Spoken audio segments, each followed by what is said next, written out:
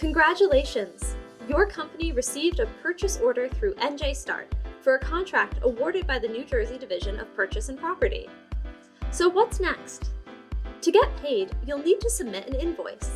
When you use NJSTART to prepare your invoice electronically, all the information from your purchase order is already there, saving you time and money. The process is easy. To begin, sign into njstart.gov. To make sure you're logged in as a seller, click on the account icon. When the drop-down menu appears, under the username, click Seller. Next, click on the PO tab. Use the column on the left to find the purchase order you would like to invoice. If the PO has not been acknowledged, select both checkboxes to acknowledge and notify the requester before you click the Proceed button. Scroll to the bottom of the page and click Create Invoice. Now you can use the tabs to fill in the information necessary to generate the invoice. Start by clicking on the General tab. You will only need to fill out the invoice number and a short description of the goods or services. Remember, you can't duplicate an invoice number. If you do, you'll receive an error message. The Date field defaults to today's date. Change it if the invoice date is different. Optional fields like freight amount default to $0, but can be modified if the contract includes shipping charges. Once you have input the mandatory information, click Save and Continue. You'll notice that some fields can't be edited.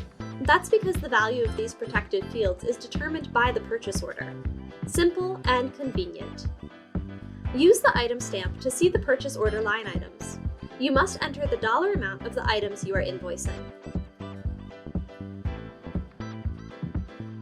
If you'd like, you can attach documents or notes to your electronic invoice, but it isn't required. Once you have input the invoice amount on each line, click Save and Continue. Now click on the Summary tab to review all the information you've entered. If there is an error, click on the appropriate tab to make the correction. Make sure the information is correct, because once the invoice is submitted, you won't be able to edit it. When you're ready, click the Submit button. If you want to confirm the invoice was submitted, click on Back to PO. Scroll down and look for the invoiced information header to see the status of your invoice. And remember, you can check the invoice status anytime by returning to njstart.gov. Just click on the PO number and scroll down to view the invoice information. That's it! The state agency's accounts payable user will now be able to complete the invoice and submit it for approval. For more information, be sure to check out the quick reference guide on our website.